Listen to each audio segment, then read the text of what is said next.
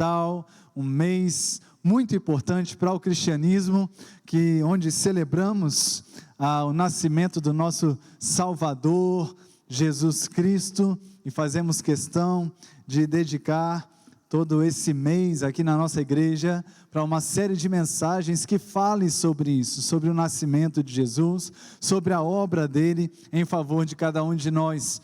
Nesse ano, nós estamos com uma série chamada Plano Perfeito, falando a respeito do plano perfeito de Deus para nosso perdão, para a nossa redenção, para a nossa salvação. E semana passada nós começamos essa série de mensagens aqui na nossa igreja, mostrando que Deus não foi pego de surpresa com o pecado de Adão e Eva no jardim. Aquilo dali não espantou o céu e não deixou o céu preocupado dizendo: ó meu Deus, ou ó eu mesmo, né? O que farei agora? O que vai acontecer agora? Deus, irmãos, criou o ser humano em comunhão, para a comunhão, e para que essa comunhão pudesse ser fundamentada num amor sincero, verdadeiro, genuíno, tinha um princípio, que é: não há amor sem a possibilidade de não amar. Deus nos criou com a possibilidade de não amá-lo, para que o nosso amor a Ele fosse de fato sincero, verdadeiro. Por isso a queda no Éden. Em determinado momento, Adão e Eva decidiram não amar a Deus. Eles decidiram amar mais a si mesmos do que a Deus. Obedecer aos seus próprios desejos, compaixões, concupiscências da sua carne, e abandonaram a obediência a Deus. E isso gerou reflexos não só em Adão e Eva, mas Adão e Eva como cabeças da raça humana, os primeiros dos seres humanos, gerou um reflexo em todos os seres humanos. Paulo vai dizer em Romanos capítulo 3, que todos pecaram e separados ficaram da glória de Deus. Todos nós aqui um dia tomamos a mesma decisão, o mesmo passo que um dia Adão e Eva tomaram, de andar de uma forma independente de Deus, ou desobedecer a Deus. Por isso um dia também pecamos, e também nos tornamos carentes da glória de Deus, necessitados do perdão de Deus sobre a nossa vida. Mas Deus também não foi pego de surpresa com o meu e o seu pecado. Nem o pecado de Adão e Eva pegou Deus de surpresa, nem o meu e o seu pecado pegamos Deus de surpresa. Havia um plano perfeito, desde a eternidade, que poderia alcançar o amor de Deus com as nossas vidas, mesmo diante do nosso pecado. Bastava nós conhecermos Jesus, nos arrependermos do nosso pecado.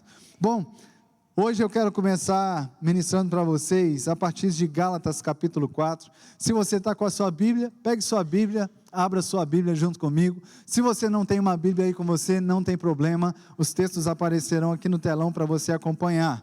Mas Gálatas capítulo 4, versículos 4 e 5 diz que: vindo porém a plenitude do tempo, Deus enviou o seu Filho, nascido de mulher, nascido sob a lei, para resgatar os que estavam sob a lei, a fim de que recebêssemos a adoção de filhos. Paulo apresenta aqui pelo menos 3 filiações de Jesus. Paulo fala que Jesus é filho de Deus, mas Paulo fala que ele também foi nascido de mulher. Paulo também fala que ele foi nascido sob a lei. Ou seja, Jesus foi nascido de Deus, nascido de mulher e nascido sob a lei. É interessante que Mateus, Lucas e João, respectivamente, apresentam Jesus como filho de Abraão, filho de Adão e filho de Deus. Então, quando a Bíblia fala, irmãos, sobre ser filho, a Bíblia fala sobre ser descendente, naturalmente falando, mas ela também fala sobre natureza, sobre essência, sobre qualidade, coisas mais profundas, coisas espirituais. Quando a Bíblia se refere a Jesus como filho de Abraão, ou filho de Adão, ou filho de Deus, ela está nos ensinando alguns princípios que nos revelam o plano perfeito de Deus para a nossa redenção, para o nosso perdão. Hoje à noite eu vou ministrar sobre isso: plano perfeito, filho de Adão, filho de Abraão, filho de Deus. Amém? Em primeiro lugar, Lucas fala que Jesus é filho de Adão, em Lucas 3, 23, e depois o versículo 38, diz: Tinha Jesus cerca de 30 anos ao começar o seu ministério.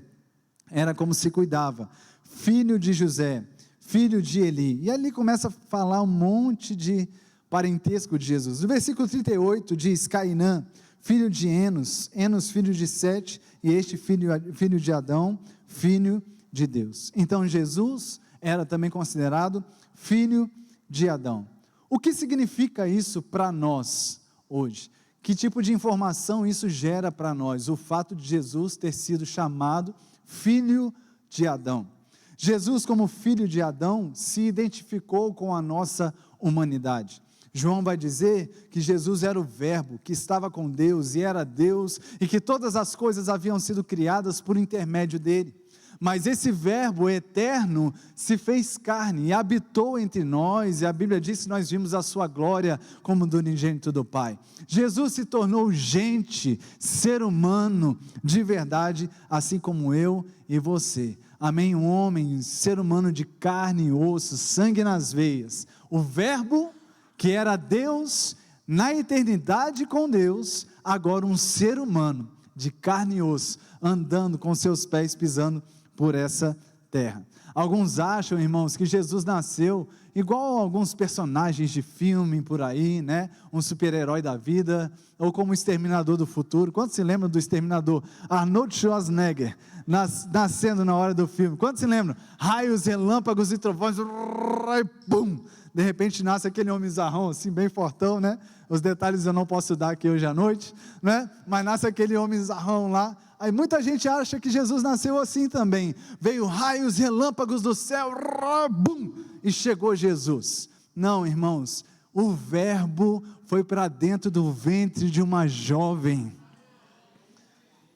Virou um bebezinho lá dentro. Ele precisou crescer, ele precisou aprender. E uma coisa que sempre me choca, que o Verbo, a palavra verbo significa palavra, o Verbo precisou aprender a falar. Isso é muito amor por nós, irmãos. O Verbo, Criador de todas as coisas, precisou ser cuidado por dois seres humanos frágeis, limitados. Ele precisou ser amamentado por uma mãe materna. Aleluia! Ele precisou do apoio dos seus pais para aprender a dar os primeiros passinhos, como todo bebê. Ele se identificou plenamente com a nossa humanidade, e não apenas nesses aspectos bonitinhos que eu estou falando aqui. Ele se identificou também, irmãos, com os desafios que temos como seres humanos. Jesus se identificou com o fato de sermos tentados. Ele foi tentado, jamais pecou, glória a Deus por isso. Mas imagina, ele se colocou nessa condição a ponto de ser tentado a fazer uma vontade diferente da vontade de Deus para a vida dele. Ele sofreu, ele padeceu fome, ele padeceu necessidades, né? Ele padeceu sofrimentos emocionais, foi pressionado psicologicamente. Jesus padeceu xingamentos, açoites, ele padeceu um julgamento injusto. Ele padeceu tantas coisas, irmãos, assim como nós, seres humanos, padecemos.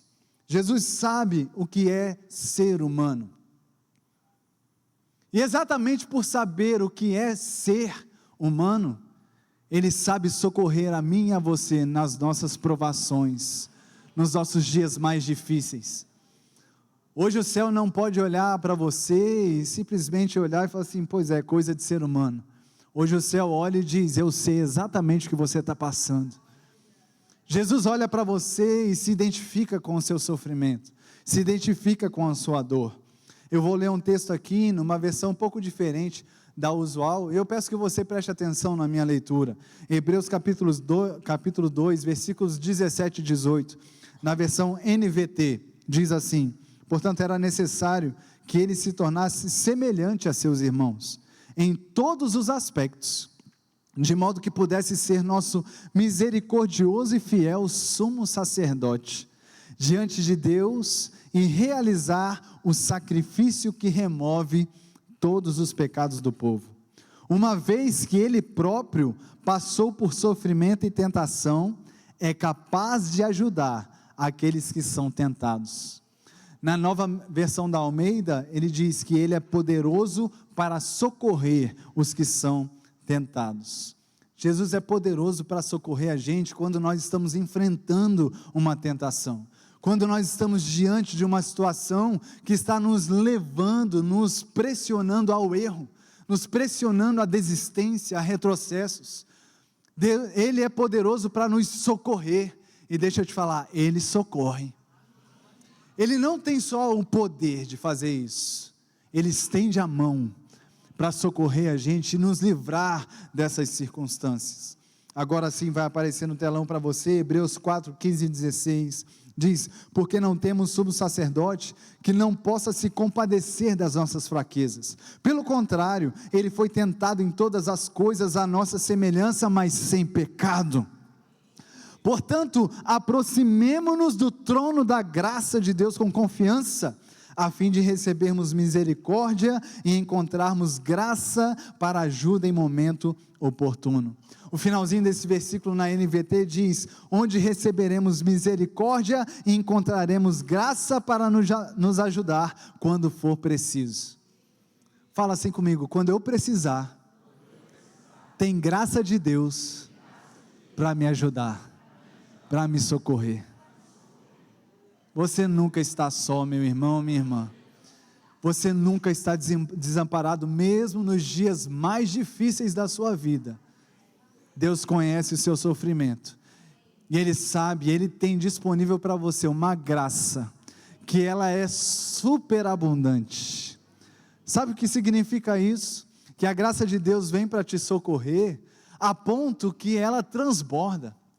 Ela vem, supre a necessidade daquele momento da nossa vida, e ela ainda transborda, a ponto de sobrar, e podermos não só nos levantarmos, mas agora sermos um canal de Deus para levantar outros também.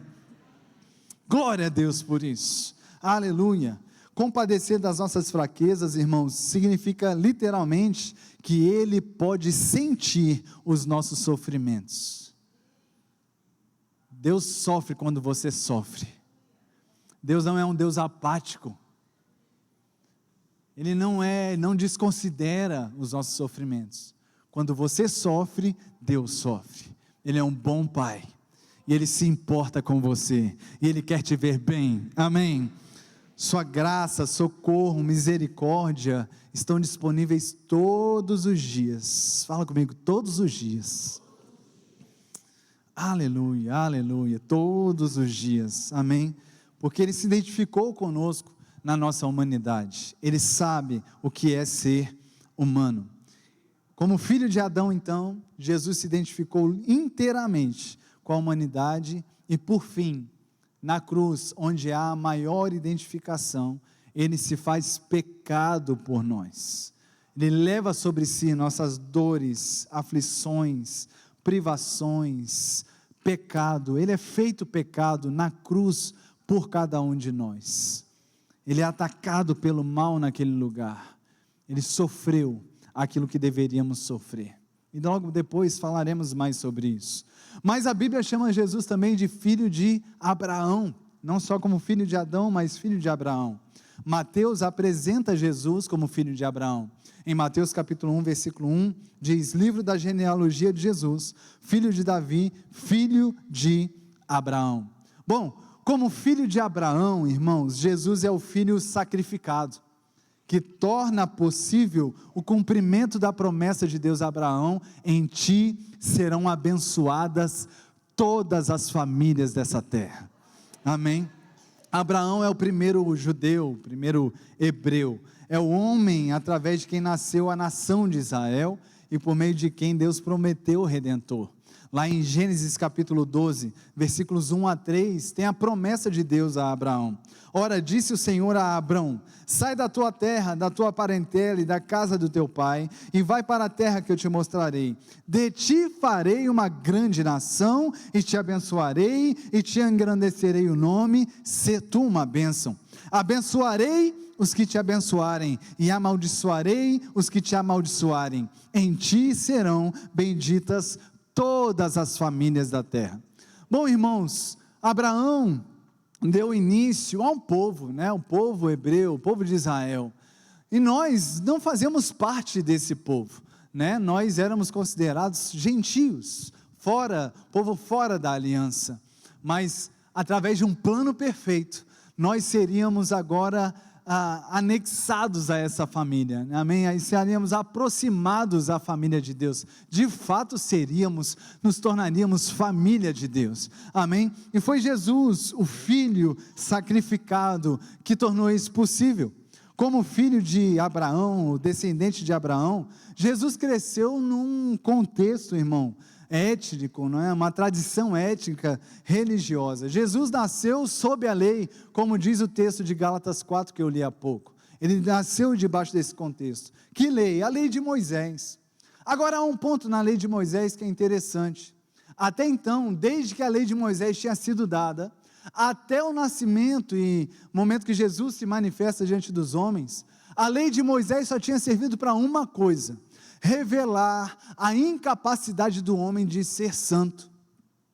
A lei de Moisés só servia para mostrar o quão pecador o homem era. Mas nasceu Jesus, e ele vem também debaixo da lei de Moisés, também como um filho de Abraão, mas ele fez a diferença.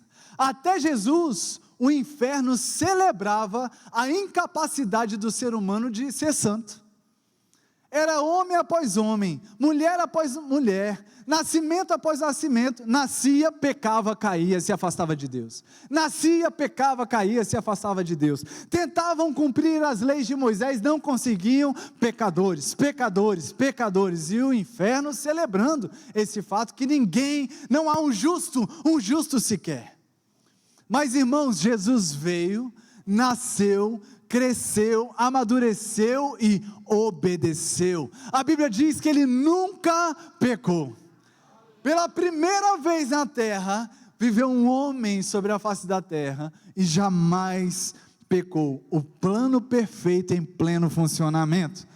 Em Hebreus capítulo 4, versículo 15, diz que ele foi tentado em todas as coisas a nossa semelhança, mas sem pecado.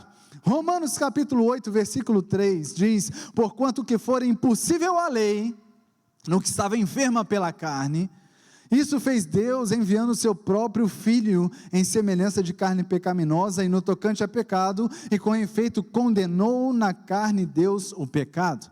Deixa eu ler esse mesmo versículo na NVT, preste atenção por favor. A lei não era capaz de nos salvar por causa da fraqueza da nossa carne, da nossa natureza humana. Por isso, Deus fez o que a lei era incapaz de fazer, ao enviar o seu Filho em semelhança da nossa natureza humana pecaminosa, e apresentá-lo como sacrifício por nosso pecado. Com isso, declarou o fim do domínio do pecado sobre nós. Aleluia! Sabe o que Paulo diz em Romanos 5, irmãos? É que porque um pecou, todos foram condenados. Mas porque um não pecou, muitos se tornarão justos. Basta você crer que Jesus Cristo veio a essa terra, morreu por você, assumiu o seu lugar, sofreu no seu lugar, e confessar Jesus como Senhor da sua vida. E essa realidade passa a ser a sua realidade a partir desse momento. Como filho de Abraão, Jesus veio para declarar o fim do domínio do pecado sobre nós. Lembra que eu disse que a lei só apontava o pecado?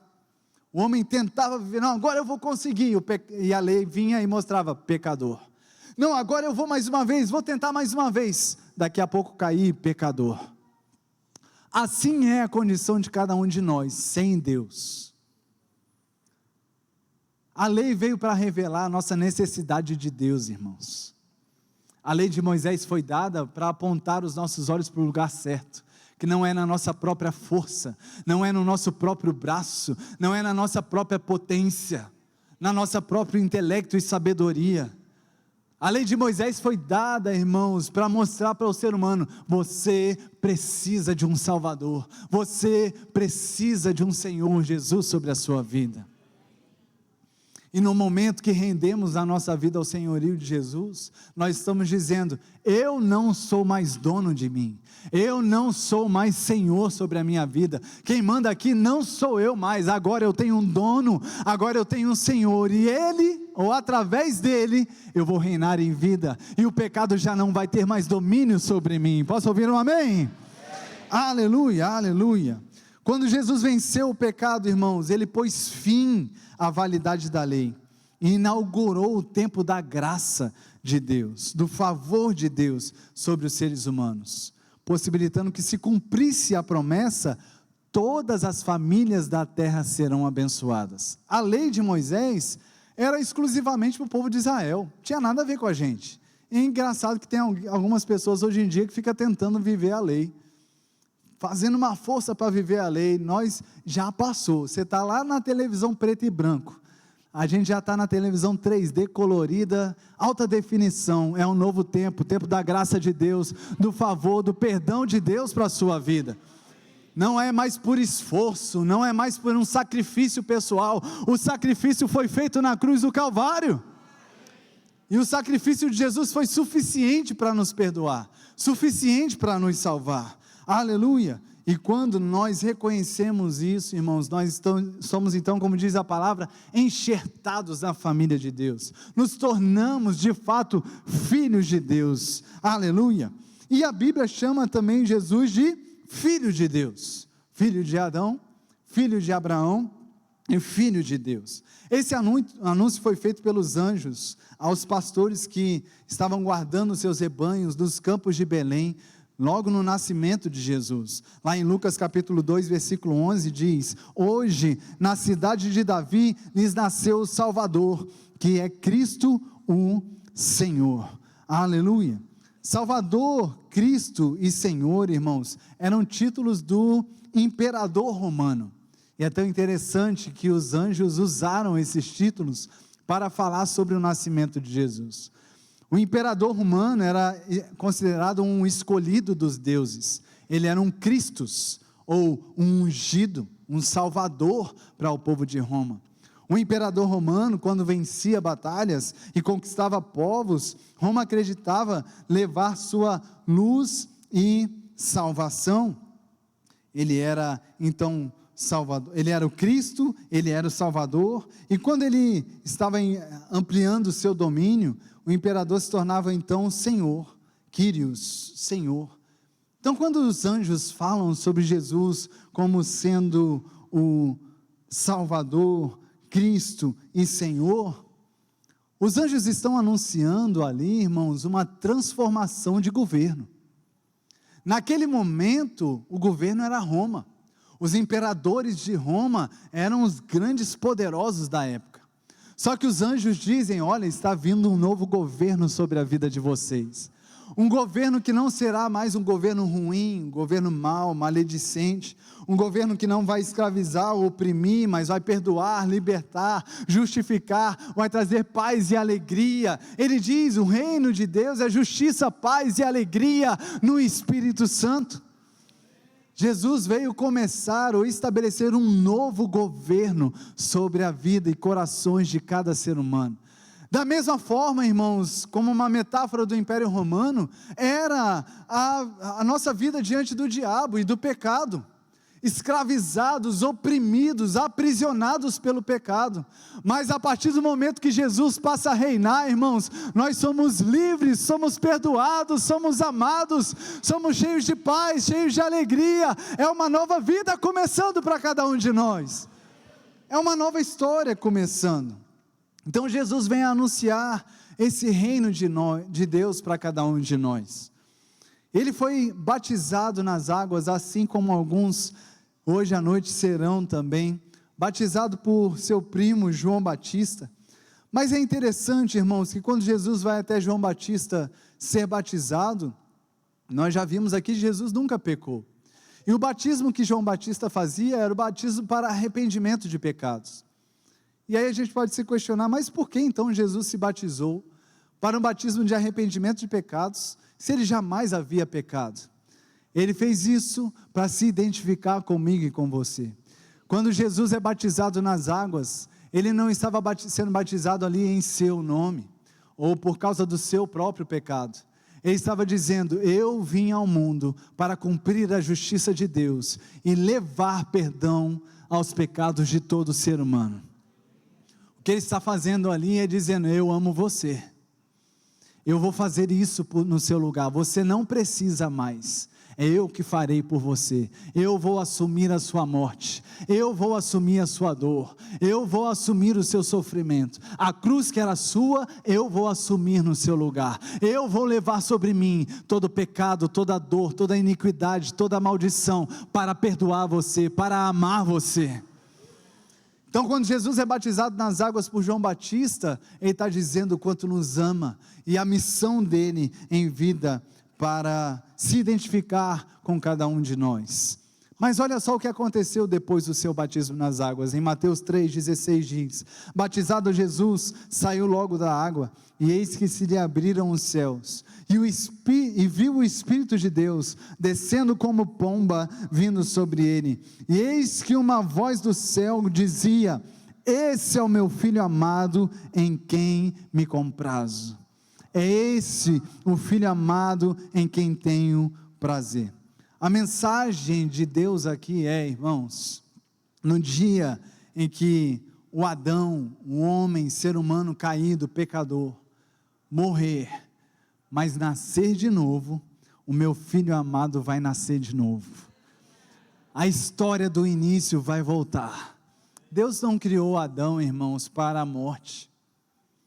Deus não criou nenhum de nós para a morte. Deus não te criou para viver sem Ele. Deus não nos criou para viver sem comunhão com Ele. Isso aí nunca foi a ideia de Deus. Mas porque pecamos, nos separamos da sua presença. E há apenas um caminho para voltar ao Senhor, que é Jesus Cristo. Jesus diz: eu sou o caminho, a verdade e a vida. Ninguém vem ao Pai a não ser por mim.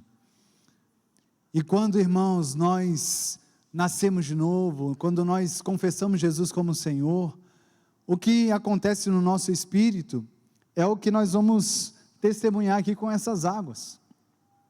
É como se essa velha criatura, ela fosse sepultada, e por isso nós mergulhamos as pessoas nas águas. É como se o velho homem está sendo morto, sepultado debaixo dessas águas, mas graças a Deus ele não fica lá. Amém? Nós saímos desse lugar, e essa saída da água, lavados pela purificação da água, pela palavra de Deus, traz um novo ser humano, um novo homem, uma nova mulher, nascidos de novo para uma nova história com Deus.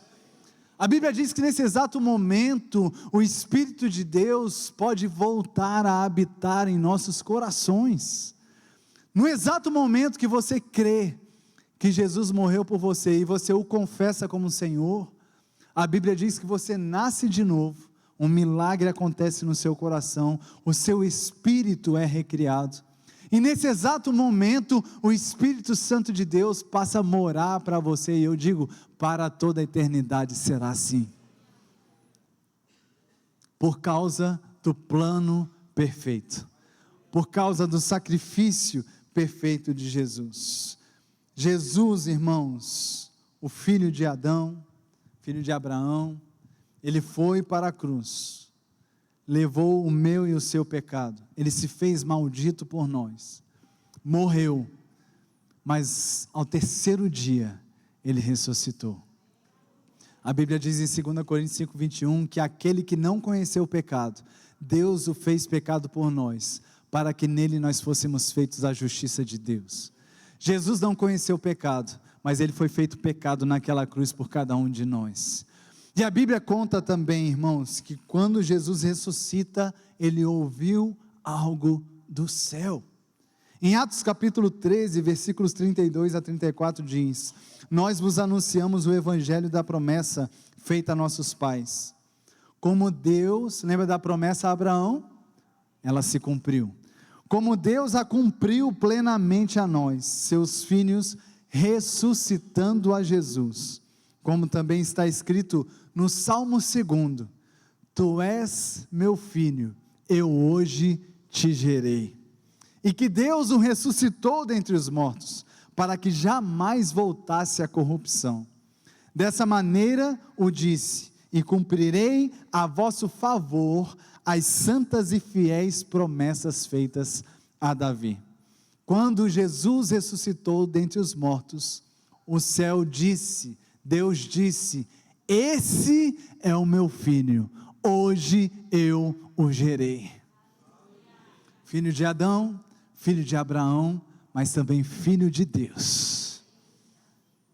Jesus, quando foi para a cruz, pegou o meu e o seu lugar, como eu disse. Mas quando ele ressuscita ao terceiro dia, irmãos, é o novo filho.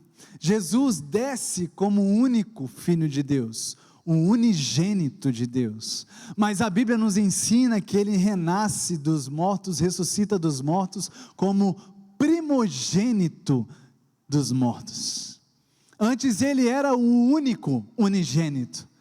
Mas depois que ele vai para a cruz, assume a minha e a sua maldição, e ressuscita ao terceiro dia, a Bíblia diz que ele se tornou o primeiro dentre muitos irmãos. Por quê? Antes não era possível ter acesso a essa filiação, ele de fato era o único. Mas depois que ele assume a nossa condição pecaminosa, ele passa a abrir as portas para que cada um de nós possa entrar também nessa família. Ele se tornou agora o primeiro de muitos irmãos. Como é que nós nos tornamos irmãos? Eu já disse e vou repetir: se você crê que ele fez isso no seu lugar, que ele morreu naquela cruz por você, que ele entregou a sua vida no Calvário por você, e você crê que ele ressuscitou ao terceiro dia, que ele não ficou preso na morte, mas que Deus o ressuscitou dos mortos, e então você o confessa como Senhor, a Bíblia diz em Romanos 10, versículos 9 e 10, que você é salvo. Se você crê no coração e confessar com a boca, você é salvo.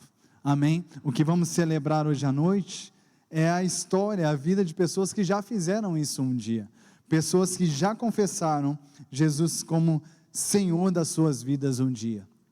E se você está aqui hoje à noite e você ainda não fez isso, hoje você terá essa oportunidade também de confessar Jesus. Até se quiser batizar, vai poder batizar também, mas confessar Jesus Cristo como Senhor da sua vida. Eu não estou te convidando, eu espero que você tenha entendido isso, eu não estou te convidando para uma religião. Falar de religião é muito pequeno. Eu estou falando para você hoje sobre uma nova vida, é uma nova história.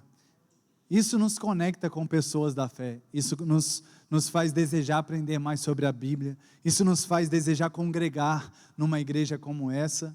Aí entra o aspecto religioso, da prática religiosa, amém? Mas o convite não é para você virar um membro verbo da vida. O convite hoje à noite é para você nascer de novo, é isso que importa para nós.